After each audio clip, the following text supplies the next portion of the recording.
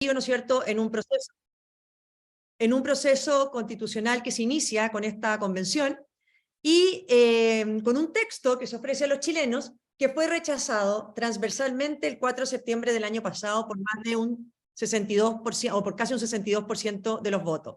La verdad que ese es el primer hito, porque en general estos procesos constituyentes que terminan en un plebiscito, terminan en un plebiscito en que se aprueba el texto, no que se rechaza. Y aquí se rechazó por distintas razones que es importante analizarle, que nosotros las abordamos en nuestro libro.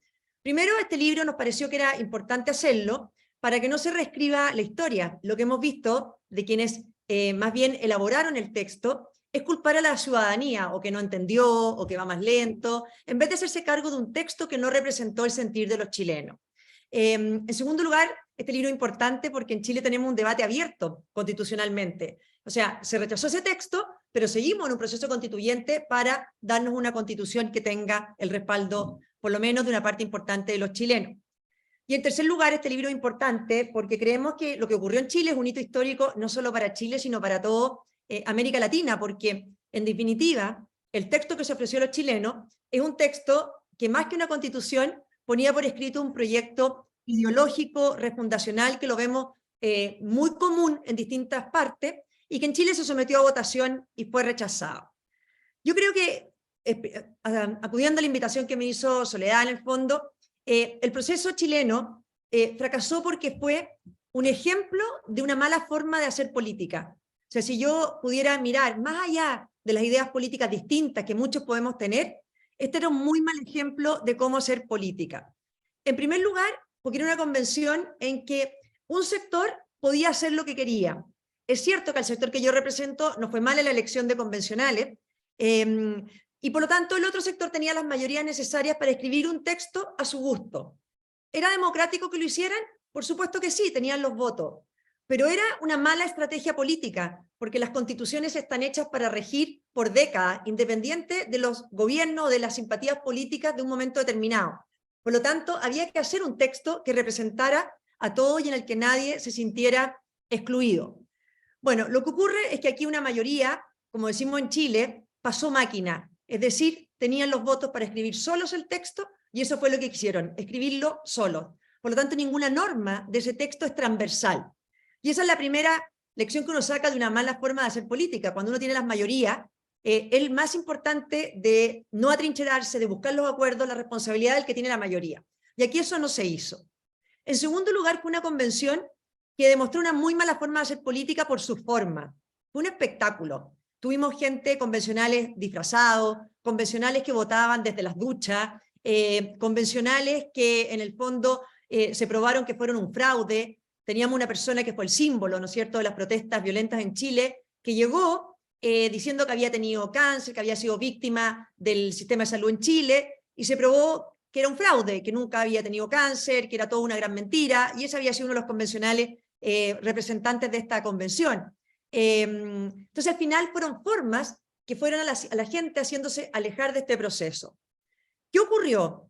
Ocurrió que había una minoría en esa convención que nos jugamos con una triple estrategia por dar vuelta a este partido. Triple estrategia que yo creo que sirve independiente de las ideas políticas que se tienen. A mí me parece que es una manera adecuada de hacer política cuando estás en minoría o eres oposición a algo. En primer lugar, desafiábamos las consignas que estaban instaladas en Chile muy fuertemente después de octubre del 2019. En segundo lugar, nos preocupábamos de comunicar muy bien lo que estábamos haciendo y difundiendo. Y en tercer lugar, siempre levantando una alternativa. O sea, si algo no nos gustaba o votábamos en contra, no era rechazar por rechazar, sino que al lado había una alternativa de lo que era el proyecto que nosotros queríamos para los chilenos. Y en definitiva, esta convención le ofreció a los chilenos un muy mal texto, y los chilenos le dijeron que no a un texto que primero validaba la violencia, desde el día 1 validaba la violencia, tenía pocas herramientas, menos que las que hoy día en Chile existen, para enfrentar los hechos de violencia, y además se unió su destino a la violencia, surge de la violencia, y en definitiva sus acciones terminan siendo también en la misma línea. En segundo lugar, terminó siendo un texto indigenista que violaba la igualdad ante la ley en Chile. Realmente se estableció la plurinacionalidad y con privilegios para la gente solo por tener origen indígena, con una justicia propia, con un derecho de propiedad que se garantizaba distinto a ellos que al resto de los chilenos, con derechos en materia de educación distinto que el resto de los chilenos, y la gente rechazó también ese concepto. También era un texto que destruía la democracia, que al final lo que hacía era concentrar el poder político y eliminar los contrapesos a la democracia. Y una constitución que asfixiaba la libertad y dañaba el progreso. Entonces, los chilenos, transversalmente, porque este texto fue rechazado en las comunas ricas y pobres, en mayoría en hombres y mujeres, en población indígena y no indígena, en zonas rurales y urbanas, o sea, fue un rechazo transversal el 4 de septiembre, porque los chilenos demostraron que podían querer una nueva constitución, pero no un nuevo país, no que le reinventaran el país. Y aquí yo creo que lo que importa es que muchos chilenos vieron que valores que dábamos por descontados eran puestos en riesgo. Quizás nosotros ya después de más de 30 años dábamos por descontada la democracia, dábamos por descontada la libertad, dábamos por descontada la igualdad ante la ley, dábamos por descontada la unidad de la nación chilena. Bueno, todos esos principios eran dinamitados en este texto y sintieron los chilenos que nos asomamos al abismo, que eran puestos en riesgo. Y esos valores la gente rechazó, y en un plebiscito con voto obligatorio tuvimos este resultado de un 62% que le dijo que no. Con esto termino. Nosotros estamos en el medio del proceso constituyente, y por eso es tan importante que hoy día nos hagamos cargo de lo que pasó el 4 de septiembre, de que el desafío es ofrecer a los chilenos algo mejor que lo que tienen hoy, que teníamos valores que todo el mundo celebraba, que en América Latina eran un ejemplo, que los chilenos los aprecian, pero que quizás los dábamos por descontado. Y cuando los vimos en riesgo, nos unimos transversalmente, rompiendo clivajes políticos históricos para enfrentar esta amenaza populista y refundacional. Eso se le da como para poder seguir después la conversación. Muchas gracias, Marcela. Pues, Gonzalo, te damos paso. Muchas gracias. ¿Se escucha bien ahí? Perfecto. ¿Sí? Qué bueno. Bueno, como decía muy bien Marcela, nosotros tuvimos aquí una pérdida de consensos que creíamos que ya estaban muy establecidos. Y una gran lección de todo este proceso es que la democracia nunca se encuentra 100% sólida. La democracia se mantiene y se fortalece día a día. Y cuando uno pierde esa perspectiva, pierde esa capacidad de poder defenderla más adelante. Yo creo que durante muchos años dimos la democracia por descontada, como decía Marcela, y nos dimos cuenta que en realidad existen sectores importantes de la población que no ven la democracia como un bien político o como el máximo bien político, sino que muchas veces como un problema. Y eso es lo que vimos nosotros con el llamado estallido social del 18 de octubre del 2019. Ahí surgió una legítima demanda social de muchos temas que durante largos años han afectado a la sociedad chilena y que son reales, pero ese proceso social vino acompañado de un intento de politización de ese malestar social. Es lo que nosotros llamamos en el libro la tentación insurreccional. Aquí en Chile, durante muchos años, después del gobierno de Pinochet, tuvimos una centroizquierda democrática, una centroizquierda que participaba y fortalecía la democracia, y lo que ocurrió en los últimos años es que esa centroizquierda fue perdiendo terreno frente a una izquierda más radical, uno se puede llamarlo de tipo postmarxista, que se llamó Frente Amplio en Chile, y una nueva reinterpretación y nuevas fortalezas del Partido Comunista chileno. Entonces, ese sector se terminó tragando prácticamente a la izquierda socialdemócrata, a la izquierda más democrática, a tal punto que en este proceso del estallido social, muchos partidos que eran de centro izquierda tambalearon ante la necesidad de o colocarse en la calle o defender la institucionalidad, porque tuvimos hechos de violencia gigantescos. Aquí hubo una planificación muy clara que viene, ¿no es cierto?, desde Lenin en 1905, en donde se dio un proceso de desestabilizar un gobierno, hacer que renuncie, llamar a elecciones anticipadas, crear un gobierno provisional, que ese gobierno provisional dé unas condiciones tales que permita que se elija una asamblea constituyente de un solo sector político y por lo tanto establezca una institucionalidad radical. Ese era más o menos el esquema que se quería instaurar en Chile, pero gracias a la responsabilidad de muchos líderes de todos los sectores políticos, no se aceptaron ciertos chantajes. Por ejemplo, después del estallido social, a los 2 días, habían dirigentes de una izquierda más radical pidiendo la renuncia del presidente y pidiendo elecciones anticipadas. Hubo también partidos que justo en ese momento ingresaron acusaciones constitucionales en contra del presidente para ver si lo podían votar de esa forma. Y también, gracias a la fortaleza de las instituciones, muchos partidos de distintos sectores, tanto de gobierno y oposición, rechazaron esas acusaciones constitucionales, algunas por muy pocos votos, pero se dieron cuenta que aquí lo que estaba en juego no era un gobierno, no era un presidente, sino que era una institucionalidad que en Chile se había construido con gran esfuerzo en los últimos 30 o 40 años. Entonces, se dio un evento importante y que sirve como de lección para todos. La única forma de defender la democracia es que haya un consenso por la institucionalidad tanto de gobierno como de oposición. Y cada vez que surjan estos grupos radicales que quieren dar la vuelta o debilitarla, que pueden surgir tanto de izquierda como de derecha. Esto según la realidad de cada país. Estamos hablando de los extremos que no creen en la institucionalidad, que no creen en la democracia liberal en el fondo, que es lo que existe en Chile.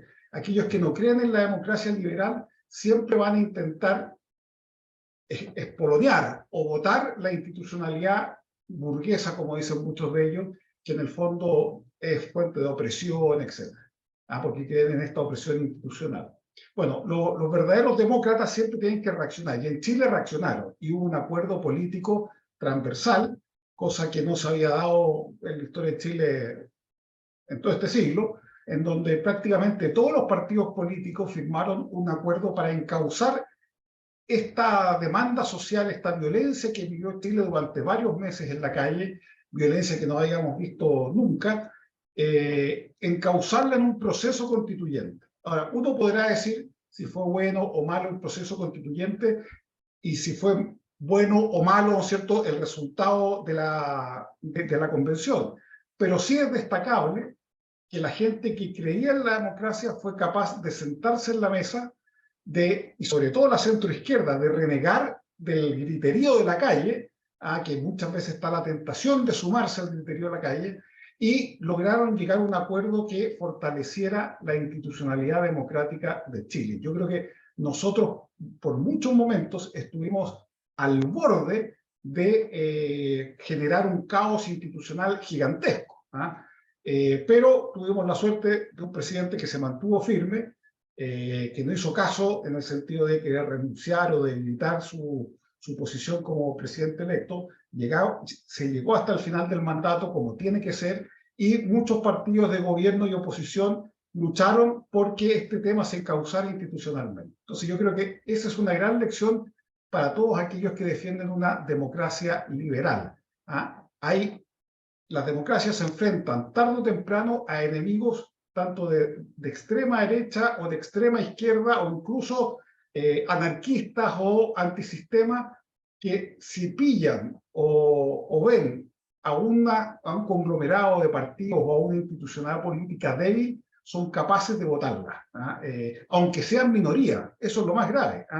Las personas que apoyan la democracia liberal pueden ser mayoría en un país, pero una minoría decidida que utiliza la violencia y que llega con todo hasta el final de esa violencia, es capaz siempre de votar un país aunque haya una mayoría contraria. Entonces, esa lección yo creo que es de las más importantes que sacamos del proceso del estallido social. La democracia nunca se da por descontada, minorías siempre pueden destruir la democracia, y la única forma de enfrentarlo es que la mayoría de gobierno y oposición tengan consensos básicos sobre el respeto a las instituciones democráticas y la convicción en la democracia liberal. Yo creo que eso es quizás la gran enseñanza, y que manteniéndose firme, la violencia en la calle, la violencia contra las instituciones, tarde o temprano la gente termina rechazándola, porque lo que ocurrió aquí también es que muchos celebraron el inicio del estallido social, pero cuando ya se dieron cuenta que habían 2, 3 o 4 meses en donde además el estallido social se mezclaba con delitos comunes, delitos de narcotráfico, cuando había una ciudad desatada, en la violencia, al final terminaban colocándose al lado de las instituciones. Y eso fue lo que debilitó y al final permitió vencer, ¿no es cierto?, esta violencia y encauzarla en un proceso constituyente como el que vivió Chile. Eso es más o menos a grandes rasgos lo que queríamos contar. Muchas gracias, Gonzalo. Y ahora mismo, ¿qué posibles escenarios creéis que pueden darse a partir de ahora? A ver, Soledad, y aprovecho también, vi que había una pregunta en el chat también que nos hacían. Si quieres me hago cargo de las dos cosas al mismo tiempo, porque había una pregunta en que nos decían que si los dos habíamos sido representantes de un partido de derecha en esta convención, qué autocrítica nos hacíamos para haber llegado a esto, porque nos hubiéramos negado a cambios en el pasado. Yo creo que también es una pregunta importante de hacer. Ahora, en primer lugar, aclarar que yo fui miembro de la convención, Gonzalo no. Efectivamente, ambos fuimos diputados juntos hace varios años, pero esta vez yo integré la convención, Gonzalo no la integró. Ahora, yo hace 11 años que no milito en ningún partido político, pero efectivamente sí fui en un cupo de la UDI, que es un partido de centro derecha en Chile. Hay distintas cosas. Nosotros efectivamente fuimos minoría en esa convención, pero no somos minoría como sector político en el país. De hecho, esa convención se eligió con reglas distintas a las que se eligen todos los órganos en Chile. O sea, muy poco tiempo después hubo elecciones parlamentarias en que nuevamente el sector que yo represento son prácticamente la mitad en el Senado que los sectores más bien de izquierda. Lo que pasó en la convención, que se hizo un sistema electoral diferente, en que las listas, por ejemplo, independientes podían pactar entre ellas, y en que había un cupo reservado para 17 representantes de pueblos indígenas, es decir, una sobrerepresentación muy grande, mucho más, teníamos más escaños reservados que, por ejemplo, lo que tuvo Bolivia en su minuto, u otras asambleas, teniendo mucha más población indígena que nosotros. O sea, fueron reglas electorales ad hoc para este proceso, en que no solamente la derecha y la centroderecha obtuvieron muy pocos representantes, sino que la centroizquierda les fue aún peor. Había un representante de la democracia cristiana, un partido que ha sido tremendamente importante en Chile, un representante del partido, por ejemplo, del expresidente Ricardo Lagos, de centroizquierda, del Partido por la Democracia, que ha sido también tremendamente relevante. O sea, había una integración que no calzaba con lo que es la composición política de Chile siempre. Y eso ellos lo debieron haber tenido en consideración. O sea, tenían los 2/3 de la convención, pero nunca han tenido los 2/3 de los chilenos. Y por lo tanto era tanto más importante hacer un trabajo transversal. Ahora, respecto de haberse negado a cambios o no, lo primero que hay que aclarar es que la constitución que nos rige en Chile está cambiando desde el año 90, no sé cuándo fue la primera reforma, el 89, y siempre ha sido con los votos de la derecha, porque si no, no se habría podido cambiar. Esta constitución tiene más de 50 reformas. De hecho, el 2005 éramos diputados. Bueno, yo no me acuerdo, Gonzalo, si eras tú también diputado en esa época, pero éramos los dos diputados, y el presidente Lagos, que era el presidente de la República en ese momento, de centro izquierda, él hace una reforma en que además le pone su firma a la Constitución. Y todos fuimos a la moneda a la promulgación de esta reforma constitucional, en que salía la firma de Pinochet y entraba la firma del presidente Lagos. O sea, esta es una constitución en que no nos hemos negado a los cambios, de hecho siempre se ha reformado con nuestros votos y no nos habría podido hacer. El desafío hoy día es que efectivamente estamos en elecciones de nuevos consejeros, pero con las reglas tradicionales electorales, es decir, con las mismas que se usan para elegir el Senado. Hay también una comisión de expertos que está elaborando un anteproyecto, hay unas bases que se pusieron de acuerdo como bordes institucionales para el debate, y por lo tanto hoy día se ve un proceso mucho más enmarcado, para que efectivamente no sea refundacional y para que efectivamente lo que salga de ahí sea un texto de constitución y no el programa político de una coalición determinada. No sé si Gonzalo quiere agregar de eso, pero... Sí, un tema importante, que cuando uno dice, bueno, no se hicieron los cambios necesarios, ya, es una crítica válida, pero aunque no se hubiesen hecho, no se hicieron dentro del contexto democrático, o sea, algunas no se hicieron porque no existían los votos, y eso en una democracia es totalmente aceptable, es parte de las reglas del juego.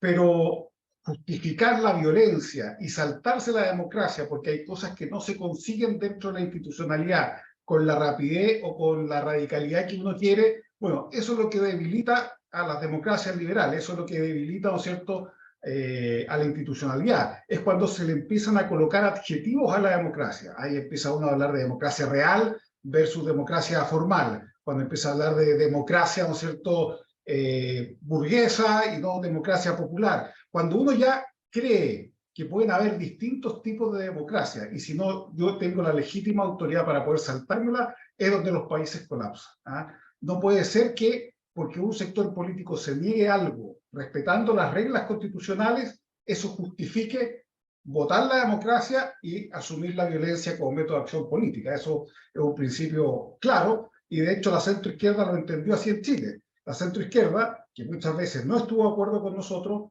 cuando vio que se quería dejar de lado la institucionalidad, acompañó el acuerdo constitucional y fue transversal.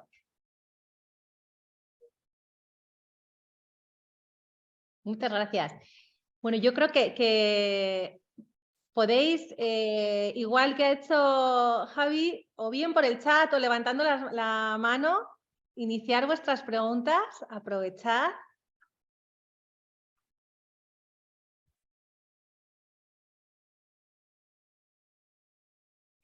Giselle, te damos paso. Adelante. Hola, ¿cómo están? Qué lindo verlos por allá. Me disculpo que no pongo la cámara, pero el internet aquí en mi universidad no es muy fuerte. Bueno, mucho gusto a los dos. Gracias por tomarse el tiempo de sus agendas tan ocupadas para hablar con nosotros. A mí me interesaba mucho este tema, pues a Marcela la conocimos en la 13 edición y pues ahorita conociendo a Gonzalo, porque este tema de la Asamblea Constituyente, yo soy de Honduras, olvidé decirlo, es un tema que suena desde el 2009. Hubo un golpe de Estado por lo mismo, porque el presidente de ese entonces quería incentivar a que hubiera una cuarta urna para que el pueblo pudiera votar a ver si queríamos establecer una asamblea constituyente o no. Y desde ese entonces, pues en el caso de Honduras hubo un golpe de Estado por lo mismo y hemos sufrido mucha crisis institucional. Entonces, mi pregunta es más que nada, ¿cómo se hacen esos como checks and balances y por qué no optar por reformas constitucionales en vez de irse al área drástica o algunos hasta radical que le llaman de votar por hacer una asamblea constituyente, como en su caso, ¿verdad? Que fue en Chile. ¿Qué fue lo que los llevó a ustedes creer o pensar que se debía como que establecer la asamblea constituyente en vez de optar por algo un poco menos como drástico, pero no me gusta esa palabra, que sea algo como cambiarla completamente? No sé si se va a entender la pregunta. ¿Sí? Bueno, muchas gracias, Giselle, por la pregunta, y tuvimos un muy buen encuentro ahí en Madrid con ustedes.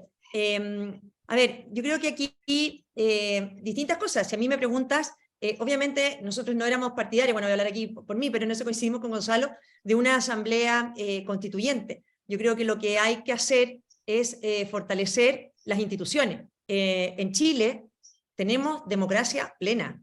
En Chile tenemos un Congreso plenamente democrático. Por lo tanto, no hay razón para estar creando órganos paralelos para hacer un trabajo constituyente.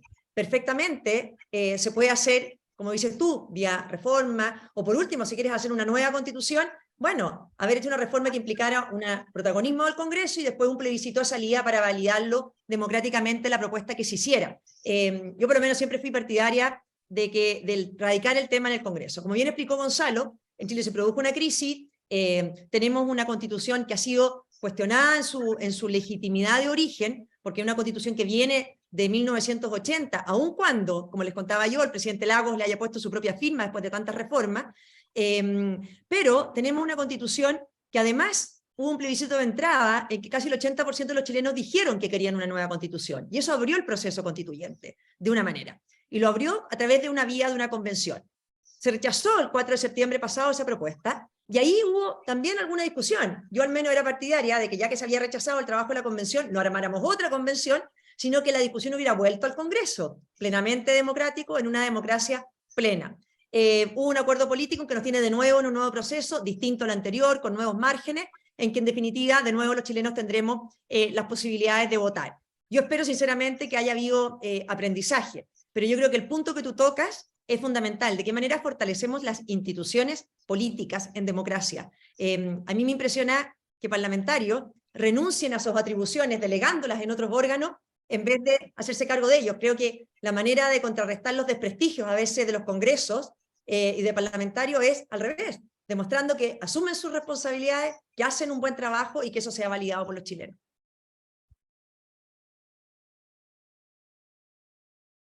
Gonzalo, no sé si tú... Sí. Bueno, no, y también contarle a ella que es de Honduras, que nosotros, como latinoamericanos, tenemos también una realidad institucional compleja. Nosotros no tenemos las tradiciones y la experiencia democrática de Estados Unidos, de Europa. Nosotros siempre hemos convivido como países hasta hace muy poco, ¿no es cierto?, con inestabilidades, con golpes militares, con presidentes que asumen y bajan en un corto tiempo. Por lo tanto, nuestra institucionalidad siempre requiere un mayor cuidado que quizás si estuviéramos en otro país. Y por eso puede ser tan complejo lo de las asambleas constituyentes. Porque primero, no tenemos tradición en asambleas constituyentes. En Chile, por ejemplo, cuando dicen que la Constitución del 80 tiene un origen ilegítimo, sí, puede estar bien, pero en Chile todas las constituciones han sido impuestas por la fuerza. No hay ninguna constitución que haya sido generada, ¿cierto?, en un amplio acuerdo político, social, sino que todas han sido impuestas en periodos de crisis y impuestas por la fuerza. Entonces nosotros, los países, tienen que contar con esa historia. Nosotros avanzar a un acuerdo constitucional por un mecanismo que puede ser muy bueno, pero que no tiene ningún antecedente en la tradición chilena, y las veces que lo ha tenido, que fue en el siglo pasado a principios, siempre resultó en un fracaso, tenemos que ser más cuidadosos cuando nos metemos en los temas constitucionales, porque como somos democracias que todavía luchan por su estabilidad, meter un grado de distorsión tan grande como empezar desde cero, nos puede traer más problemas que beneficios. Entonces, por eso siempre hay que distinguir también cuál es la intencionalidad que se tiene o que se busca con las asambleas constituyentes. Yo, después de este proceso, me quedó claro que lo que se buscaba no era una nueva constitución, lo que se buscaba era refundar un país completo, hacer una revolución desde cero. ¿Y por qué? Porque se cree que la institucionalidad que existe es mala para el país. Y eso fue lo que Chile rechazó. Entonces, aquí lo que se quiere sustituir es la democracia liberal por una democracia tipo hegemónica. Que tarde o temprano termina en autoritarismo o en violaciones a derechos fundamentales en una democracia, y que por lo tanto hacen que los países al final terminan quizás con un armazón democrático, pero en la práctica, ¿no es cierto?, con un gobierno que no lo es, como ocurrió o como sigue ocurriendo, ¿no es cierto?, en varios países latinoamericanos. Muchas gracias. ¿Más preguntas por aquí?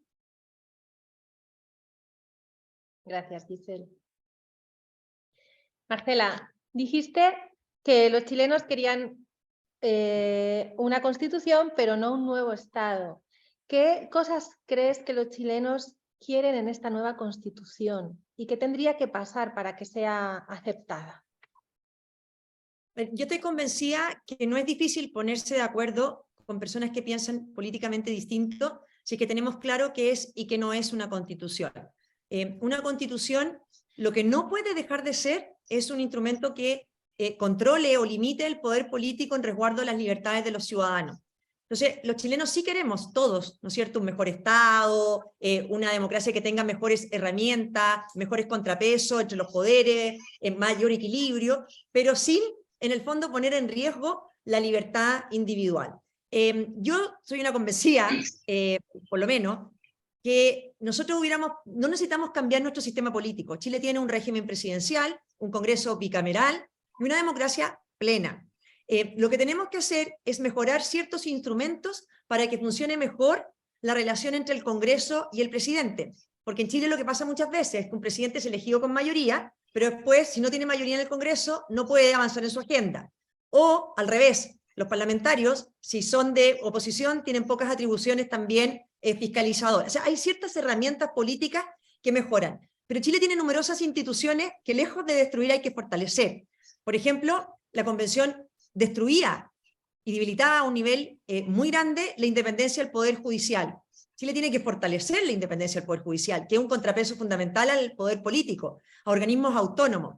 En Chile nosotros tenemos que tener un Estado más eficiente, pero tampoco podemos tener un Estado que sea el único proveedor de los derechos sociales y que no haya espacio al emprendimiento privado, a la libertad privada, al derecho a elegir, etc.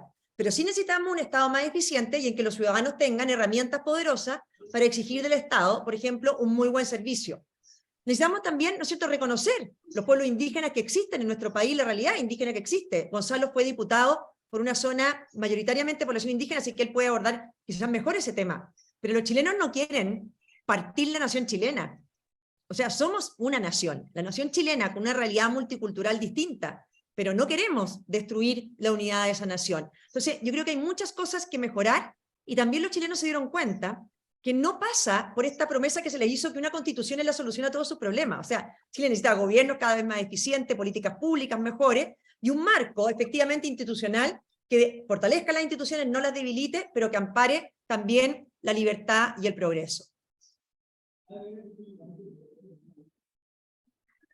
Muchas gracias. Tenemos una pregunta en el chat de Juliet.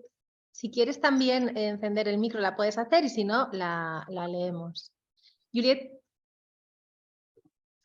¿la voy a leer? Sí, sí. Sí, Juliet, adelante. Hola Sole, qué alegría saludarlos, muchísimas gracias por la información, ha estado súper interesante la charla.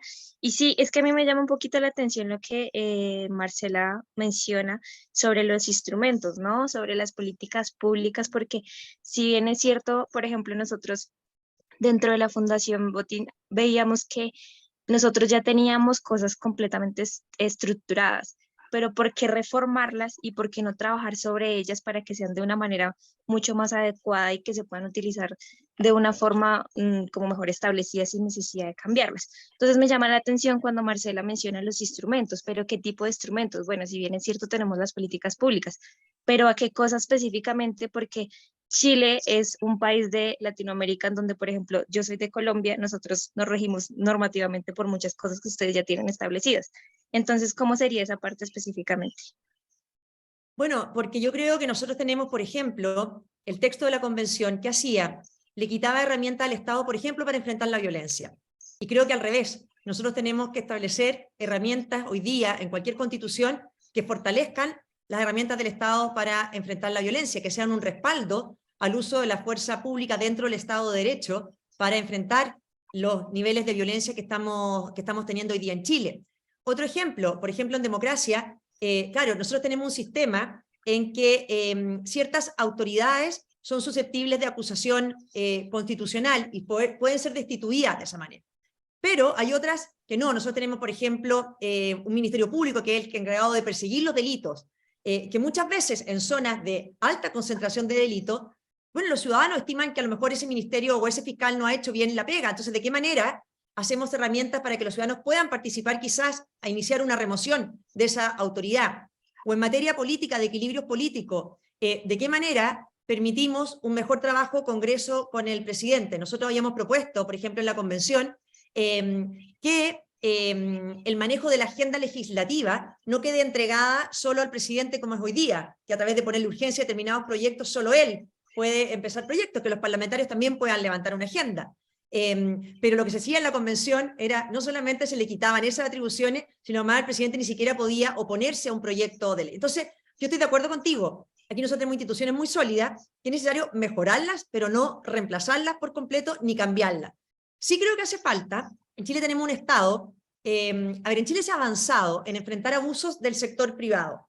Nunca es suficiente, siempre tiene que haber más herramientas, pero no se ha hecho mucho, sino muy poco, para frenar abusos que a veces ocurren desde la administración del Estado. ¿Qué pasa, por ejemplo, en Chile? No sé cómo en los otros países de Latinoamérica, pero me imagino que no muy distinto, que a veces la educación pública paraliza por un mes completo. Esos padres no tienen, o esos jóvenes, a dónde recurrir, ni dónde hacer valer su derecho a la educación, mientras al lado la educación privada no paraliza ni suspende su ejercicio. O organismos fundamentales públicos de salud paralizan por temporadas muy largas. paro de funcionarios, como decimos nosotros, en que no trabajan.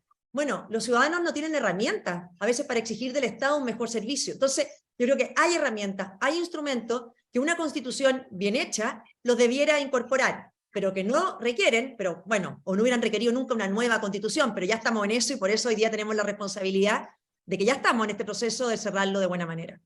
Yo no sé, Gonzalo, si tú quieres agregar.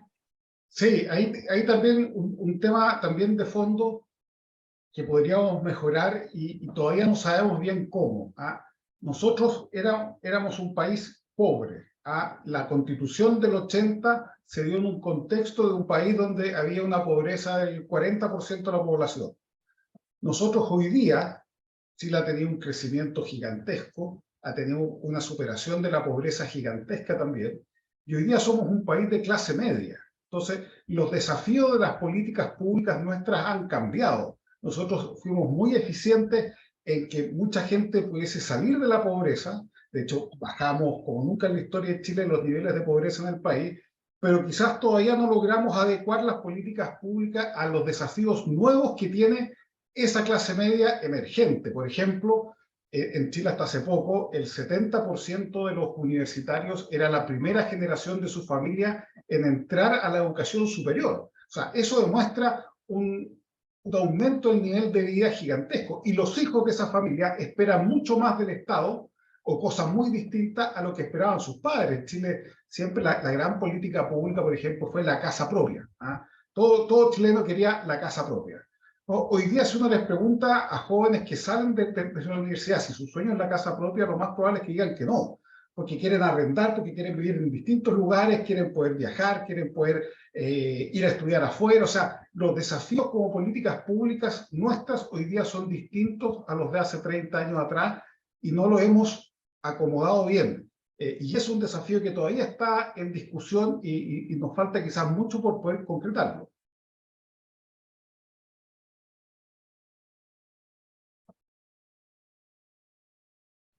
Muchas gracias.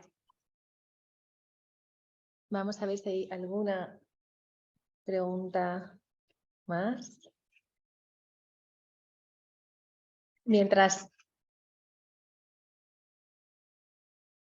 tenemos alguna pregunta más de los asistentes, ¿cómo creen que posiciona a Chile en la región esta situación?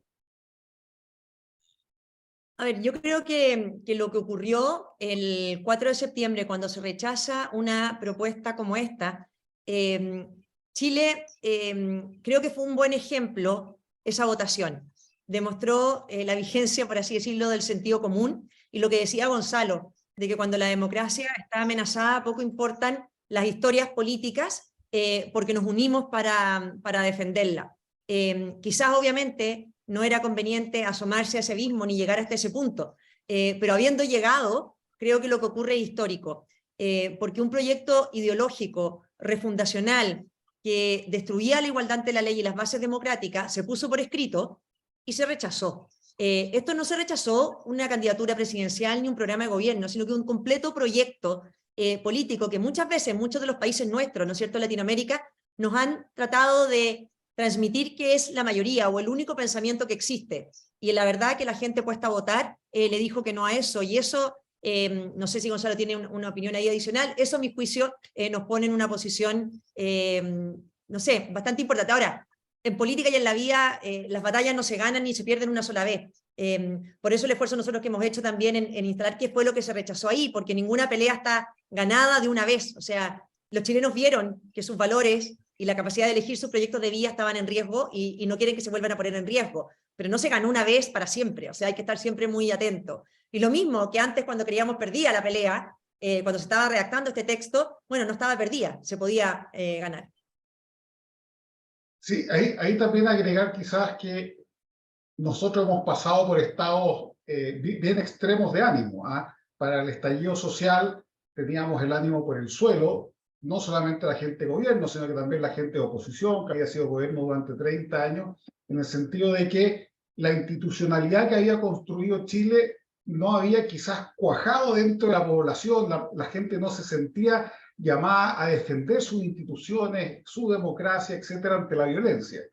pero ahí después uno con el plebiscito descubre que la democracia y la institucionalidad sí ha calado hondo, y lo que pasa es que a veces minorías violentas a uno lo hacen sumergirse en una especie de ensueño de creer que esas minorías son mayorías, y que hablan en representación de un pueblo mucho mayor. Y no es así. Yo creo que descubrir eso para nosotros también fue irnos al otro extremo, en el sentido de, mira, Chile tiene unas bases, o sea, una convicción democrática y de democracia liberal sólida. El 62% de los chilenos votó en contra de esto, y yo creo que eso, por lo menos a nosotros, nos da mucha esperanza. Esta misma situación, 30 o no, antes, 50 o 60 años atrás en Chile, había terminado a balazos. O en cualquier otro país latinoamericano, estos niveles de violencia habían terminado con gobiernos caídos, con presidentes al exilio, ¿cierto? Con muchos muertos, guerra, etc. Aquí logramos encauzarlo institucionalmente, y la población se manifestó también institucionalmente, y por sobre las divisiones de gobierno-oposición. El 62%, ninguna fuerza política en Chile alcanza el 62% por sí solo. Así que hubo mucha gente que confluyó para defender esa democracia. Muchas gracias. ¿Más preguntas? ¿Tenéis alguna pregunta? Recordad que podéis levantar la mano o por el chat. Y comentábamos también al inicio de la sesión el libro que se acaba de publicar, que habéis escrito, y exactamente ¿qué vamos a encontrar allí? ¿Qué vamos a encontrar en ese libro? Porque hay que leerlo. Bueno, este libro les vamos a avisar también después porque va a estar descargable, por supuesto. Nosotros empezamos la misma noche, quizás del 4 de septiembre, a pensarlo, y es un trabajo colectivo de un grupo de académicos de la Universidad de San Sebastián, en que es un testimonio y un grupo de ensayos académicos. Bueno, voy a darle una mirada interdisciplinaria, por así decirlo, a lo que ocurrió en Chile. Tenemos la visión de Gonzalo, que es doctor en historia y abogado, que explica en el fondo cómo se llegó a esto en Chile. Está la visión de Jaime Adrapo, que explica todo lo que es el tema de la plurinacionalidad y la propuesta indigenista. Tenemos la versión también de quien es nuestra decana de educación, de Ana Luz Durán, que explica todo esto de cómo las políticas públicas y todas las promesas fue una promesa fallida. Tenemos a Cecilia Morán, historiadora, que ella en el fondo explica lo que es el populismo y cómo el populismo estuvo desde el inicio en todo esto, y Eugenio Yáñez desde la filosofía, analizando un poco esta propuesta de país utópico, de un país imaginario que existía ahí nomás, y que eso también fue causa del fracaso. Y el testimonio, bueno, la visión mía desde adentro de la convención de por qué se fracasó. Es un poco el esquema del libro. Muchas gracias. No sé si hay alguna pregunta más. Si no, yo me lanzo. Nos quedan apenas 5 minutos para terminar la sesión. Y sí, preguntaros cuál pensáis que es el papel de un servidor público que actúe con esa verdadera vocación de servicio, con esa integridad, con esa proactividad en un momento como este, ¿no? Con esos valores que mencionábamos, que sabéis que son los valores del programa. ¿Cuál creéis que puede ser ese papel en estos momentos? Bueno, a ver, yo creo que el principal papel o enseñanza que uno puede sacar de estos procesos es que la violencia nunca debe triunfar, y alguien que tiene convicciones democráticas debe tener la fortaleza y el valor para oponerse a lo que quizás aparece como más fácil o más popular. Los líderes políticos, los representantes políticos, no son simplemente un megáfono por donde se grita todo lo que él escucha en la calle. Los dirigentes políticos también tienen una obligación que es mucho más allá de representar, sino que también deben liderar. Y muchas veces para liderar hay que ir en contra de lo que quizás mucha gente quiere.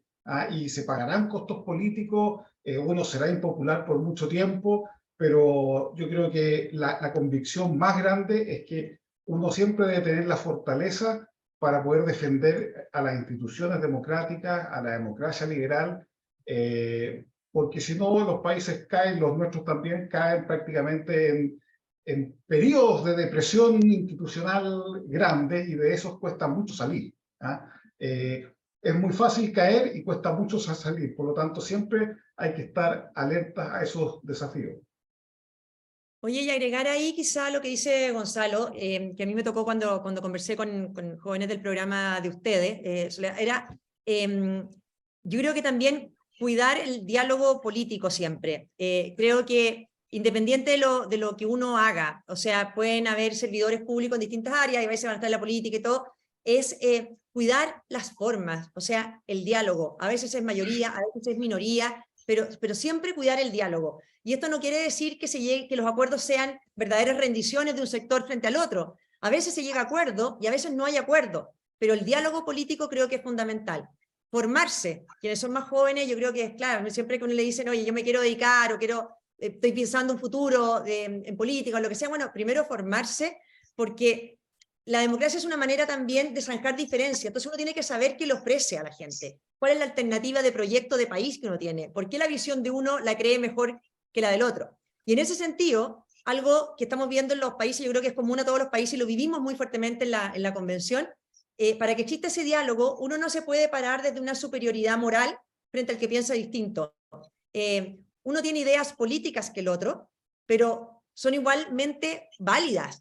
A nosotros lo que nos pasaba, porque por ser minoría, nos parábamos, había un grupo que nunca había existido, o sea, no de esta manera en Chile tan fuertemente, en que solo ellos saben lo que era bueno para Chile y tú no tienes derecho a tener una opinión distinta. Y tú eres moralmente inferior por pensar como piensas. Entonces, cuando alguien piensa que tú eres moralmente inferior por pensar como piensas, hace cualquier esfuerzo por callarlo, por silenciarlo, por cancelarlo. Y esa política de la cancelación es la que estamos viendo en muchas partes, ¿no es cierto? Y es transversal, no es una cosa identificable políticamente. Entonces, entender siempre que hagamos lo que hagamos, nuestras opiniones, es válido que existan otras. Y en el diálogo habrá que ir solucionando, debatiendo. Pero tienes derecho a existir, tienes derecho a levantar la voz y nadie te puede cancelar ni callar. Muchísimas gracias. Muchísimas gracias por esta sesión, que seguro nos va a hacer seguir reflexionando. Yo sé que hay muchas preguntas que nos van a llegar después, seguro. Y también por aquellos miembros de la red que van a ver esta sesión en diferido, os las haremos llegar. Y bueno, y esta sesión que nos ha permitido también acercarnos un poco más a todo lo que viene siendo el proceso constitucional, para aprender, para sacar esos aprendizajes de él y sobre todo de cara al futuro, ¿no? a todos esos desafíos que se presentan. Muchas gracias, Marcela, muchas gracias, Gonzalo, y muchas gracias a todos los que os habéis conectado, nos habéis acompañado y habéis participado de este conversatorio. Gracias a ti, Soledad, y gracias a todos. Buen día, gracias. Gracias a todos, chao.